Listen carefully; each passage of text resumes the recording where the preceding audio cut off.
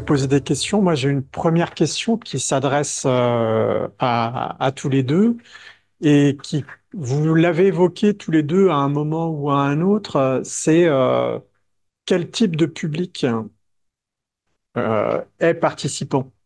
Est-ce que voilà, ce sont des scolaires? Est-ce que ce sont des gens aisés? Est-ce que ce sont des retraités? Est-ce que ce sont des hommes ou des femmes? Quoi, autour de cette question, est-ce qu'il y a un public particulier qui finalement s'engage et participe? Je sais pas si sur le Euh, pour Vigitaire, c'est tout type de public. Bon, honnêtement, allez, je vais schématiser un peu, c'est plutôt le public qui regarde Arte que le public du PMU.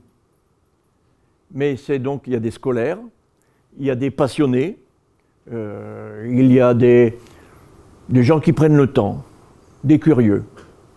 Donc, c'est pas homme ou femme, c'est pas catégorie socio-professionnelle, je ne pense pas. Parce que, enfin, ceux que je connais, c'est vraiment très diversifié. Il y a beaucoup d'enseignants, bien sûr, mais enfin, voilà. En ce qui me concerne, il n'y a pas de vraie différence. Je ne sais pas. Alors, je n'ai pas étudié la question personnellement, mais effectivement, dans la littérature, et c'était l'une des problématiques qui a apparu à un moment donné, c'est que souvent les programmes de sciences participatives, tels que Viginature ou qui est lié à l'observation des oiseaux, etc., en fait, avaient un public relativement homogène, qui était souvent constitué de gens déjà sensibilisés aux questions de biodiversité, etc., et qui souvent liés à souvent plutôt issus des professions intellectuelles supérieures, etc. Et donc une forme d'homogénéité à la fois des publics et des chercheurs et chercheuses qui font les programmes. Et d'où et l'une des difficultés, c'est de réussir justement à ouvrir, en fait, à trouver des publics qui sont... ce qui est compliqué, c'est de réussir à trouver des publics qui peuvent être concernés, en fait, par... et souvent, on est concerné qu'à partir du moment où on est confronté à un type de problème. Et donc, c'est pour ça que souvent, l'un des intérêts, il peut être intéressant, par exemple, justement, de partir de problématiques plutôt locales qui vont intéresser des publics plus larges ou qui n'auraient pas été directement concernés, qui ne sont pas concernés par la science en tant que telle, mais plutôt par des problématiques, et d'où l'intérêt de croiser un peu des expériences qui essaient de partir des problèmes locaux pour intéresser les acteurs à produire des données qui pourront aussi être plus tard mises en commun avec d'autres, à d'autres échelles, en fait. Je ne sais pas si je réponds, mais... Moi, je voudrais apporter une petite correction à ce que j'ai dit. Quand j'ai dit tout public, c'est vrai et c'est faux. Parce que, par exemple, il y a des mineurs qui s'intéressaient aux fougères qu'ils trouvaient dans le charbon. Ce n'est pas une catégorie socio-professionnelle parmi les plus hautes. Mais aujourd'hui, avec ce système où il faut entrer en informatique, là, je crois qu'on met un biais, parce que tout le monde n'est pas à l'aise avec l'ordinateur. Aujourd'hui, vous prenez un ticket de train, il faut savoir aller repérer sur la machine comment ça marche. Ça m'est arrivé il y a une semaine ou deux, une gare que je ne connaissais pas, un système que je ne savais pas. J'ai appelé pour qu'on m'aide Donc si j'ai les informations et après que je me retrouve seul avec mon ordinateur chez moi où je ne comprends pas sur quel bouton je dois appuyer, j'arrête. Donc là, peut-être que maintenant, ça doit faire une discrimination. Mais Je peux les prendre. Une question que je m'étais posée, c'est, vous avez montré l'effort qu'il fallait faire pour mettre en place le système Vigitaire, et vous avez illustré par deux recherches qui avaient débouché, en fait. Et donc, ça a demandé finalement, si on part de 2007-2008 jusqu'à 2023, et vous aboutissez à deux résultats de recherche. La question, c'est, il faut quand même un effort supplémentaire quand on fait des recherches participatives par rapport à d'autres types de recherches ou non.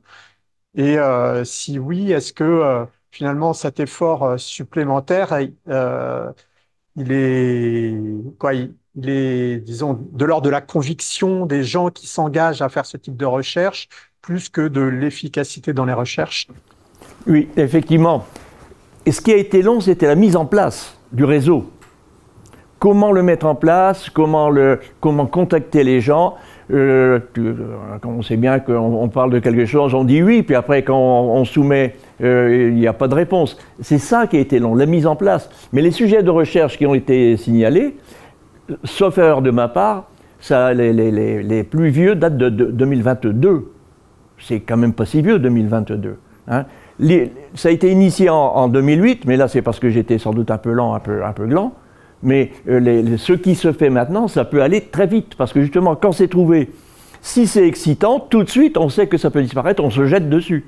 Donc les deux exemples que j'ai donnés, c'était pour les stromatolites, ça date de 2023. Hein, et ça, je l'ai fait, ça c'est en novembre, hein, quand j'avais été contacté. Donc c'était dans l'année, ça s'est fait. Cergy Pontoise, c'était en 2022. Et l'autre exemple que j'ai donné, c'était quelque chose de plus ancien, mais ça s'est fait en un an.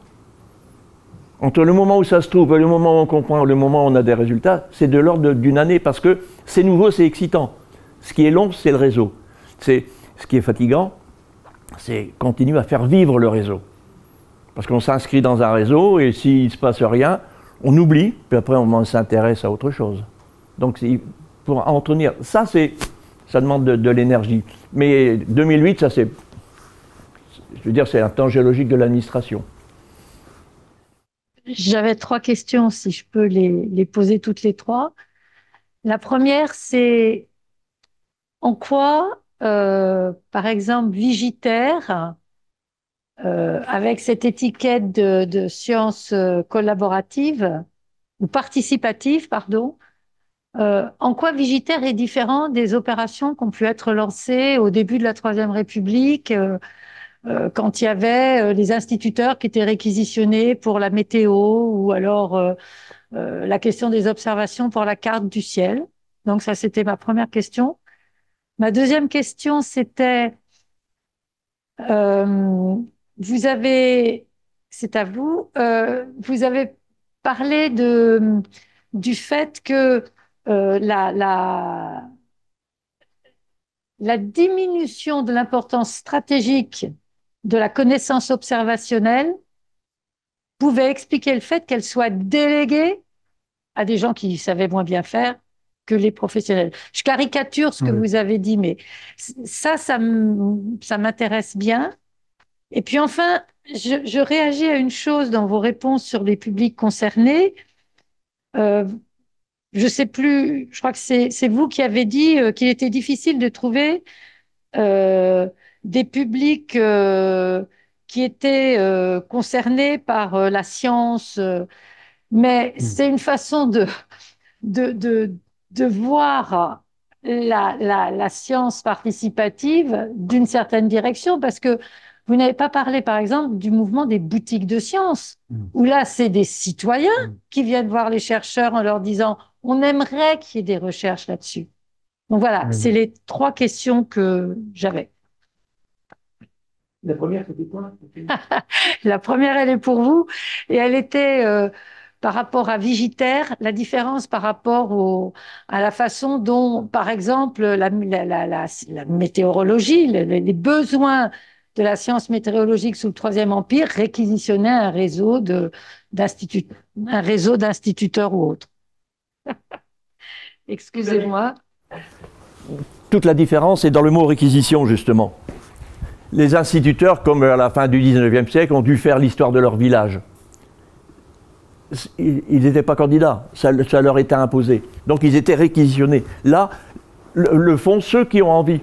Il y a plein de clubs amateurs, ou même des individus qui n'appartiennent pas à un club, qui d'eux-mêmes signalent ces choses.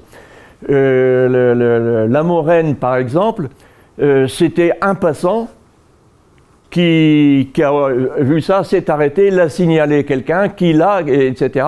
Et c'est remonté. Et la grosse différence, justement, ça rejoint un peu la troisième question, mais ça, c'est lui qui répondra, c'est ce ne sont pas des spécialistes, et c'est pour ça que nous, on tient à avoir... Il y a la personne qui signale, qui reste ce qu'on appelle en archéologie le découvreur ou l'inventeur, je crois que ça se dit, qui reste le propriétaire de la donnée. Et ensuite, c'est validé.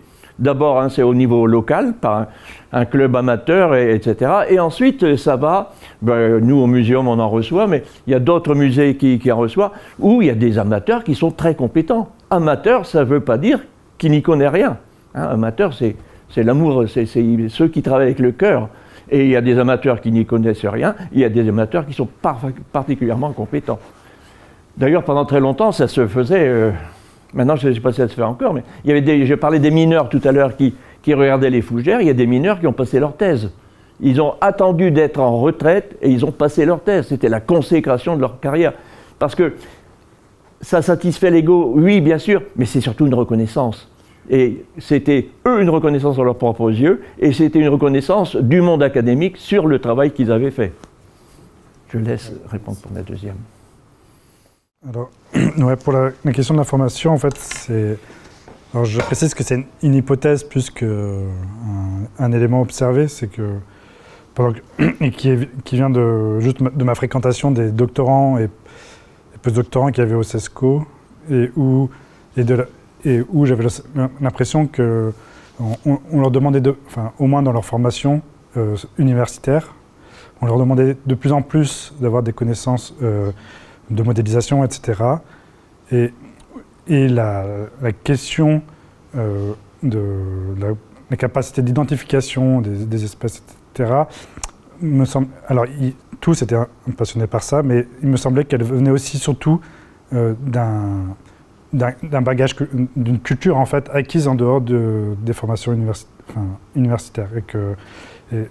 Alors c'est je ne peux pas l'étendre parce que c'est qu'une observation tirée uniquement de mon expérience, mais ça serait intéressant de voir justement, de faire de regarder l'évolution des programmes de master ou je sais pas en écologie et de voir quelle place prend ces questions d'identification dans les programmes par rapport à d'autres savoirs type mathématiques, etc.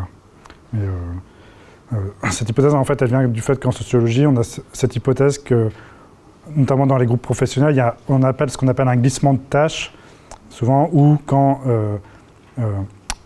si vous voulez, quand une tâche devient dévalorisée pour une profession, et ben la profession qui tend à être qu'on va considérer en dessous ou dans d'autres rapports va pouvoir se l'approprier plus facilement. Voilà. Et donc on peut faire cette hypothèse que l'observation, effectivement, la participation et l'ouverture est vécue de moins en moins illégitime dans la mesure où c'est des tâches moins stratégiques. Mais ça, c'est une... voilà. Et effectivement, pour la troisième mention, vous l'avez mieux formulé que moi. Ce que je voulais dire, c'est qu'effectivement, l'une des phases... on voit bien que le concernement aux questions scientifiques est plus facile, elle émerge souvent plus facilement quand elle est liée à des problématiques ou des pratiques que les individus peuvent vivre, en fait, et qu'elle répond aux problèmes, je ne sais pas si c'est des problèmes quotidiens, mais aux problèmes dont ils font l'expérience. Et l'une des difficultés, au départ, en tout cas au départ des sciences participatives, c'est que souvent elles venaient avec une question posée par les chercheurs et essayaient d'enrôler des participants. Et donc forcément, souvent les participants c'était souvent des participants qui se reconnaissaient en fait dans les questions posées par les chercheurs, mais du coup, d'où l'intérêt et aussi toute la réflexion qui a été menée par les sciences participatives pour tirer aussi, faire des retours, tirer parti de ce qui a été fait avec les boutiques des sciences ou la question de recherche participative. Alors il y a des questions, il y a aussi les questions dans le chat. Et si je peux ajouter un petit point, je ne sais pas s'il faut chercher une réponse vraie pour tout. Parce que, par exemple, pour Oiseaux de nos jardins, où ça ressemble un peu à ça, tout un chacun, on demande à tout un chacun de signaler quels sont les oiseaux qu'il a vus dans son jardin. On ne dit pas dans le village ou dans la ville, c'est dans son jardin. Moi, à un moment, j'ai dit, je vais regarder, ça peut être amusant, mais je suis aperçu que sur plein d'oiseaux, je ne sais pas, j'hésite entre ça et ça, et donc je me dis, je ne vais pas répondre parce que je ne saurais pas répondre. Donc là, il faut une certaine compétence. Mais en revanche, il y a, alors c'est toujours avec des sigles donc j'ai oublié, on nous demande aussi de signaler si on a vu des lucioles. Ben ça, la nuit, je ne reconnais pas l'espèce luciole, mais je vois bien qu'elle clignote. Et donc, pour cette participation, il faut dire aussi si on l'a vu voler ou si on l'a vu par terre. Parce que d'un côté, c'est, vous savez, la luciole, vous voyez ce que c'est, hein, c'est ce qui, parce que c'est un dimorphisme sexuel très intéressant. Ça, pour intéresser mes voisins à ça, je leur dis, vous savez qu'il y a le monsieur qui est comme ci, qui est un ver, et il y a la madame, c'est l'inverse d'ailleurs. Il y a le monsieur qui est un insecte et la dame qui est un ver.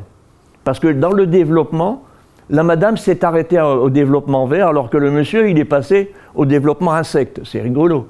C'est la même espèce, parce que c'est le monsieur qui vole, et la dame l'attire en clignotant. Enfin, c'est un insecte qui s'accouple avec un ver. Mais en fait, c'est tous les deux une luciole.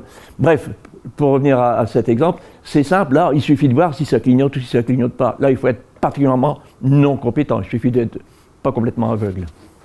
Oui, je sais qu'il y a eu une controverse, au moins pour savoir s'il fallait citer les techniciens dans un laboratoire lorsqu'il y avait un article scientifique. Est-ce que les laboratoires qui font de la science participative ont une autre approche vis-à-vis de leurs propres techniciens qui eux aussi font finalement de la science participative? Et puis également, est-ce que lorsqu'on donne son accord à un malade pour aider un laboratoire à faire des recherches, est-ce que cet accord, finalement, c'est de la science participative? Pour les techniciens, en ce qui concerne Vigitaire, tout intervenant, son nom est mentionné. De celui de l'inventeur, et après, c'est M. Dupont qui a vérifié la donnée, qu'il y avait une indétermination, il l'a envoyé à M. Durand, et c'est noté Dupont telle date, Durand telle date, c'est la traçabilité, enfin, c'est la traçabilité de l'information. Pour le malade et les soins, ça, comme je ne sais pas répondre, je vais passer le ballon. Vous pouvez répéter la question? Lorsqu'on donne son accord pour participer à d'un examen médical pour participer à une recherche, lorsqu'un docteur en médecine fait une étude de cas, que les patients ont déjà fait de l'action scientifique. Là, ça rejoint tous les enjeux de lutte et de définition que j'ai mentionnés au début, c'est que il y en a qui vont vouloir inscrire ces pratiques dans le cadre de sciences participatives, les labelliser en termes de sciences participatives, notamment parce que ça peut ouvrir à des financements supplémentaires ou quoi que ce soit. Mais il y a aussi c'est pour ça qu'il y a toute une lutte pour définir la frontière dépend vraiment et pas totalement définie, et c'est difficile de répondre, mais je pense que dans le champ médical, juste le consentement, en tout cas, ne suffira pas à qualifier ça de recherche participative. Il faudra une implication soit plus forte, soit à travers des associations de patients ou dans le protocole de recherche, etc. Mais là encore, c'est des enjeux qui sont... Alors, je sais qu'il y a aussi des questions sur le chat. Oui, j'ai pris quelques questions. Tout à l'heure, on posait la question de la diversité des publics participants. Est-ce qu'il y a une diversité ou une homogénéité des chercheurs qui s'impliquent dans des recherches participatives? Est-ce que ils ont justement je sais pas, des considérations philosophiques, des valeurs proches les unes des autres, de collaboration, d'envie de donner plus que d'autres? Est-ce que ça a été étudié ou est-ce que finalement on ne sait pas en dire grand-chose à ce stade? Et, oui, alors une question qui était aussi dans le chat, c'est en fait, et ceux qui participent, est-ce que ça transforme leur point de vue sur la manière de faire de la recherche, sur leur propre pratique? Bah, tu as déjà le micro.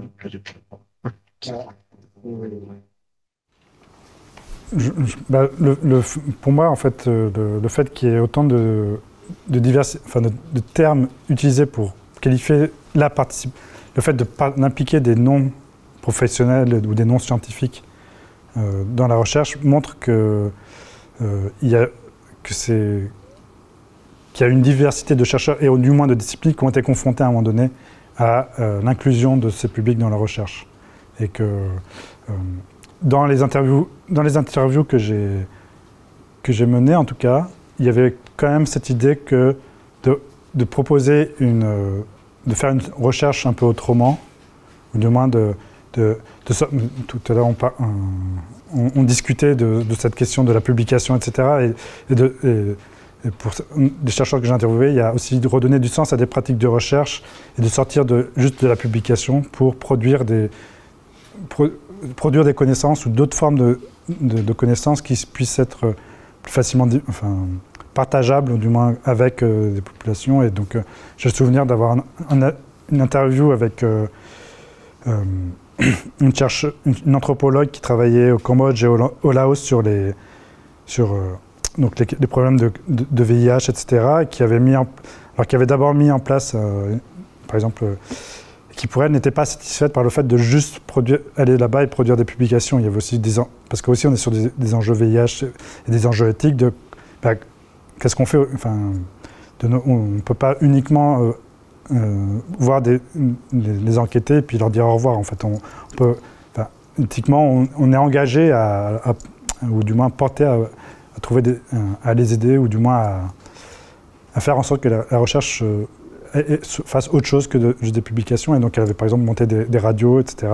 Et voilà.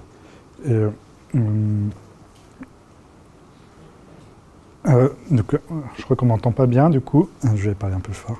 Mais juste la dernière question, c'était sur le changement. Là aussi, c'est toujours lié. L'échantillon que j'ai est assez réduit, donc je ne peux pas généraliser, mais ce qui est intéressant, ce que j'ai pu observer parmi les gens qui se sont impliqués d'une manière ou d'une autre dans des recherches ou des sciences participatives, c'est qu'il y a alors, il est souvent difficile de revenir à une autre forme de dire on arrête, d'une certaine manière. Et surtout, on constate qu'il y a une évolution dans les pratiques, et que, de cette manière, si on commence par faire des sciences participatives, par exemple, on va avoir une évolution et va, au fur et à mesure, être amené à essayer de trouver d'autres formes de participation et à évoluer dans les pratiques de participation. Voilà. Et un autre avantage des sciences participatives, c'est que ça peut faire un peu tache d'huile. Alors moi, je vous ai présenté l'exemple pour la France, mais on a déjà des informations. Comme c'est un système avec GPS, ça couvre le globe. N'importe qui dans le monde peut, s'il parle français, répondre. Et on a des indications au Maroc, en Allemagne, en Suisse, en Belgique, etc. Donc, là aussi, et donc, par exemple, dans les Ardennes, il y a une collaboration qui s'est faite entre des gens qui ne se connaissaient pas, des amateurs français et des professionnels belges, parce que c'était les amateurs français qui avaient signalé quelque chose en Belgique. C'est pas parce que c'est un autre pays, mais ils étaient sur le massif des Ardennes, c'est une entité géologique, et les Belges, ça les intéressait, ils ont pris contact. Donc, ça peut aussi faire tache d'huile. Alors, il y avait une question dans le chat qui était peut-être une réaction à un moment à la critique, je me souviens plus de l'auteur, qui disait que ça pouvait être de l'utilisation d'une main-d'œuvre à bon marché. Et la question qui est posée dans le chat, c'est: y a-t-il un lien entre la faiblesse de création des postes, notamment en systématique, et l'augmentation de la recherche participative? Est-ce qu'on remplace? Je ne saurais pas d'y répondre, mais c'est une hypothèse qu'on peut pas évacuer, en tout cas. Et ça serait, je lisais, ça serait intéressant. Alors, il y a, par exemple, effectivement, j'aurais tendance aussi à voir dans le développement des sciences participatives, moins dans l'engouement qu'ont les institutions européennes ou le ministère de la Recherche, etc., pour les sciences participatives, dans une façon de répondre à des exigences par exemple, si on prend les sciences de la biodiversité, on a besoin de produire de plus en plus de données. Mais effectivement, pour produire ces données, il faut des moyens. Et on peut voir, et donc la communauté européenne ou le ministère voit les sciences participatives comme un moyen de répondre à à ces cadres réglementaires qui exigent toujours plus de données. Et une autre façon qu'on pourrait... là où ce qui serait intéressant aussi de regarder, c'est comment en fait... est-ce qu'on pourrait aussi poser une autre question, est-ce que le développement des sciences et des recherches participatives, de quelle mesure le développement des sciences et des recherches participatives est lié aussi au fait que un certain nombre de docteurs ne trouvent pas de débouchés de postes académiques et voient dans le développement de recherche participative une manière de continuer à faire de la recherche autrement. Et, enfin, je ne sais pas si c'est très clair, mais c'est une sorte une massification du nombre de docteurs qui font que on va recycler les connaissances ou trouver d'autres formes d'autres manières de faire de la recherche. Je dirais la même chose, on ne peut pas l'exclure, mais mon observation, c'est que non, il y a davantage d'amateurs qui rentabilisent leurs observations, ça les motive. Parce que ce qu'on appelait avant, notamment les professeurs d'Orsay appelaient ça des coureurs de Garenne, il y a des gens qui sont amateurs de papillons, il y en a qui sont amateurs de fossiles ou de cailloux, et ils allaient chercher avant, mais ils faisaient leur petite collection. Et maintenant, simplement, ils disent aux autres ce qu'ils ont trouvé. Ça davantage, ça valorise leur travail, ça ne remplace pas, mais néanmoins, ça ne remplace pas, mais c'est un complément, c'est ce qu'il vient de dire, c'est un complément d'information par contre. Hein, pour les lucioles, moi, même s'il n'y avait pas ce programme, je ne m'intéresserais pas aux lucioles. Là, c'est facile, je sais si j'ai vu des lucioles, je le signale pas. Mais sinon, s'il n'y avait pas ce programme, je ne jouerais pas avec ce truc-là. Donc... j'ai vu une ou deux autres questions sur le fait que les sciences participatives puissent aider à légitimer les savoirs co-construits. Et sur cette aide-là, disons dans une période où il y a de la défiance vis-à-vis des sciences, du savoir, de l'autorité, est-ce que cette participation, cette forme de réalisation des travaux de recherche, disons, c'est efficace ou pas, ou ça reste finalement très, très marginal, hein, et ça peut d'influence sur une lutte éventuelle contre la défiance. Ça améliore la connaissance, mais pas les savoirs. Ouais. Là encore, c'est des questions toujours très difficiles à répondre. La première question déjà, il faudrait déjà s'assurer qu'effectivement il y a réellement une défiance à l'égard des connaissances et des savoirs scientifiques. C'est effectivement un argument, un mot d'ordre qu'on entend depuis longtemps, mais finalement, on n'est pas certain que réellement les gens soient si défiants que ça à l'égard des savoirs scientifiques. Et du coup, ce qui me semble, ce que font les sciences et recherches participatives, c'est qu'elles permettent de créer des attachements en fait à la fois aux connaissances qui sont produites, mais aussi à des environnements, et c'est surtout sur ce point-là en fait que ces différentes démarches sont intéressantes, c'est qu'elles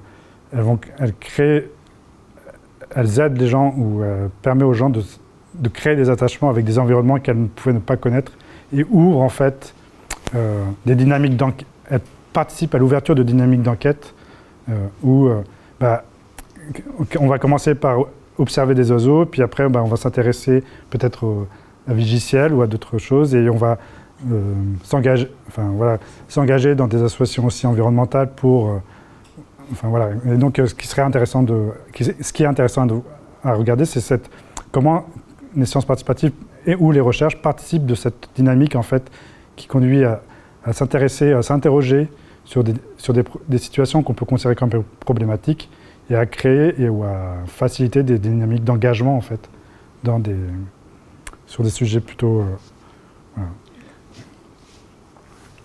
Il y a un petit aspect social aussi, c'est que quand on joue quand on a un même intérêt, une même activité avec d'autres personnes, il y a une activité sociale qui se développe, qui encourage à continuer à travailler sur, enfin, à rechercher dans un certain domaine.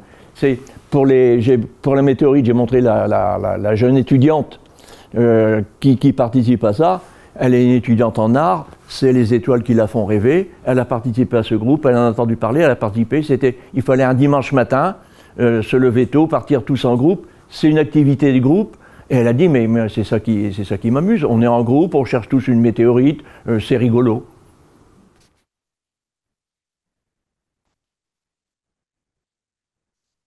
Passage d'une des caméras du réseau qui est sur le bâtiment à côté. Il y a une des caméras du réseau qui est sur un des bâtiments à côté. Euh, c'est une question du chat. Après, je vous passe le micro. Est-ce que les sciences participatives sont transdisciplinaires nécessairement ou plus transdisciplinaires que les autres types de recherche ou finalement ça n'a aucun lien? Non, le bon amateur de champignons est beaucoup plus transdisciplinaire qu'un géologue. Parce que suivant que vous voulez des bolets ou des truffes, vous n'allez pas sur le même terrain. Donc, selon votre choix de champignons, vous choisissez votre type de caillou. Mais sinon, à ma connaissance, ce n'est pas du tout davantage transdisciplinaire. C'est celui qui s'intéresse à la nature en général, parce que la nature, elle est par essence transdisciplinaire. Là encore, il faudrait. Enfin, j'ai toujours eu du mal à définir ce que. Là aussi, c'est encore un autre enjeu de terminologie, interdisciplinarité, transdisciplinarité. Le fait est. Alors, je sais. Alors, il faudrait voir si c'est différent. Est-ce que si c'est différent quand on ne fait pas de sciences participatives, mais le fait est que les programmes de sciences ou de recherche participative conduisent au moins à mettre ensemble ou autour d'une même table différentes disciplines et différents acteurs engagés issus de différentes disciplines, sciences sociales, écologie, enfin, pour ce que je connais. Mais est-ce que ça produit de la transdisciplinarité ou est-ce que chacun, à partir d'un même objet, produit des connaissances différentes liées à ces questions disciplinaires, etc. Et, enfin, voilà. Donc je ne saurais pas trop...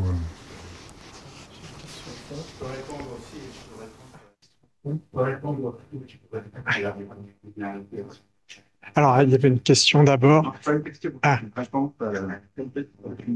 Alors. Non, comme transdisciplinarité, il y a un site comme Zooniverse où ils font des projets. Alors, chez soi, on a des photos, par exemple, de bursts ou de météorites. Donc, on regarde, là, on devient astronome. Et puis, il y a d'autres photos où il faut reconnaître le nombre de baleines qu'il y a sur la photo. Et donc, là, ça devient de l'océanographie. Donc, on est un peu transdisciplinaire à ce niveau-là. On explique la requête. Oui, Gilles Giardino, Centre d'histoire culturelle des sociétés contemporaines. Je voulais attirer votre attention sur le fait que on pourrait rajouter dans les deux conclusions que là vous avez au tableau la question de la crédibilité scientifique. C'est quelque chose qui a été abordé hier dans un séminaire auquel j'étais au CNRS, dans le séminaire suite à la revue d'anthropologie des connaissances et d'un papier qui a été fait par Benjamin Rimbaud, Fabrizio Livigni et Séverine Louvel, où justement ils discutaient un petit peu de ça. Je vous lis juste l'introduction, mais vous allez comprendre que c'est un lien avec ce qui a été dit aujourd'hui. La crédibilité des scientifiques fait l'objet de débats qui portent sur les risques de décrédibilisation qui découleraient d'une perte d'autonomie des chercheurs vis-à-vis d'intérêts économiques, de logiques militantes, d'agendas politiques. Ces situations de mise à l'épreuve de la crédibilité des scientifiques vis-à-vis de la société et de la communauté de pairs soulèvent une question plus générale. Comment les chercheurs engagés dans des collectifs positionnés dans plusieurs mondes sociaux, c'est bien de ça dont on parle, construisent-elles leur crédibilité auprès de leurs collègues? Leurs activités renforcent-elles ou affaiblissent-elles les vecteurs classiques de la crédibilité scientifique? De manière concomitante, observe-t-on l'émergence de nouveaux vecteurs de crédibilité? Et je pense que c'est une question à laquelle il faut faire attention dans la période trouble que vivent les sciences et les rapports sciences et société aujourd'hui. Et c'est ce qui était un petit peu, alors on ne va pas reprendre point par point tout ce qui a été dit hier dans la journée, mais je vous renvoie à cet article de la revue d'anthropologie des connaissances qui est bon, vous le retrouvez facilement. De toute façon, les vecteurs contemporains de la crédibilité scientifique à l'interface entre mondes sociaux.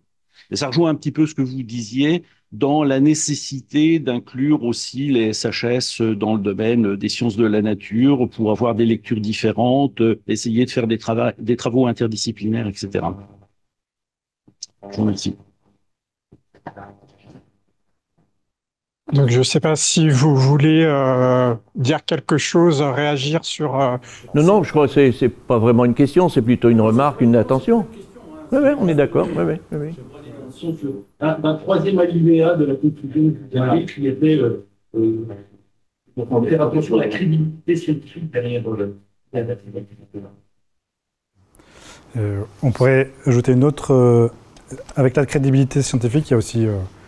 moi, un des points d'attention qui m'interroge, c'est aussi la portée, parce que la portée politique ce qui va aussi avec la crédibilité, portée politique des sciences participatives et par là aussi des sciences, et dans quelle mesure les sciences est-ce qu'elles sont capables en fait de produire des changements, d'influer sur les décisions politiques, les choix politiques qui sont faits et comment elles le font.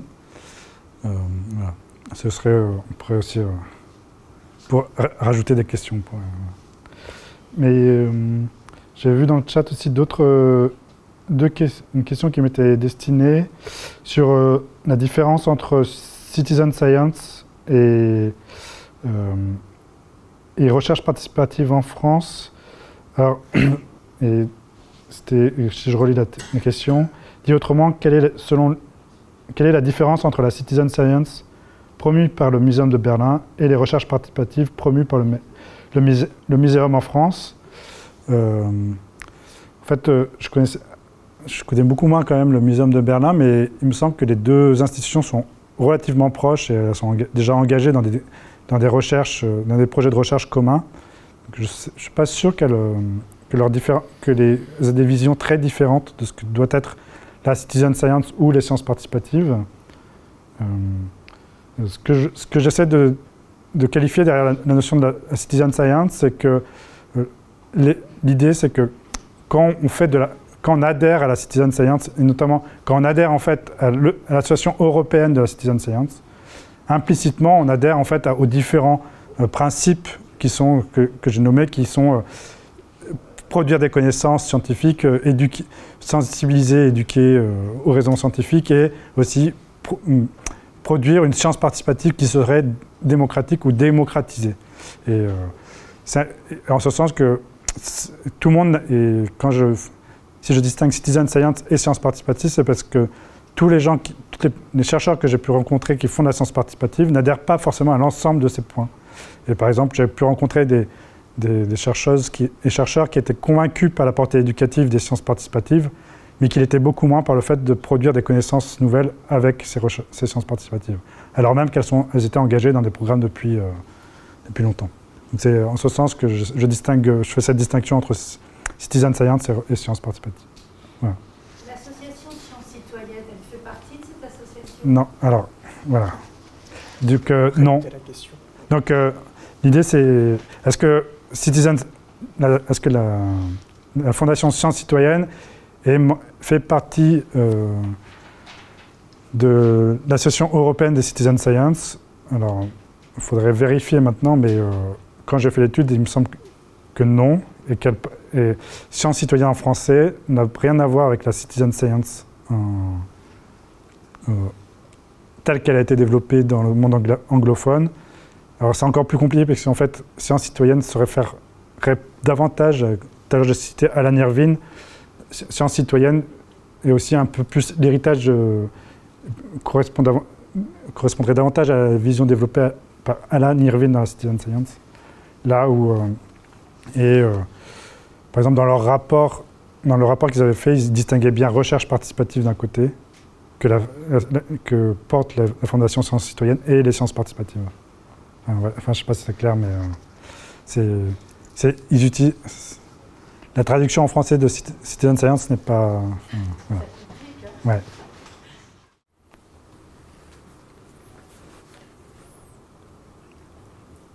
Est-ce que vous avez d'autres questions dans le chat? Moi, j'avais une dernière question.